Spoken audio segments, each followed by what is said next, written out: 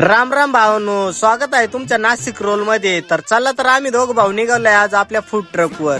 तर आपली food truck लावलेली असती इथं. हे बघा, मग आपण पोहोचलो या बिसलऱ्या आणि हे रोट्या आपण गाडीमध्ये ठेवून दिलो आणि निघालो आपल्या लोकेशनवर.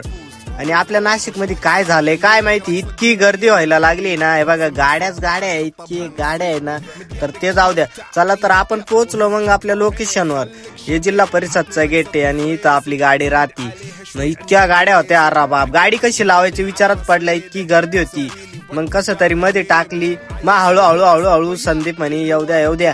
मग काय, मग लावली एकदम खेटून गाडी टाकली, एकदम बराबर पॉइंटवर गाडी टाकली. त्याच्यात आपला दूधवाला भाऊ आला, तो म्हणे मला पण घे. म्हणलं ठीक आहे.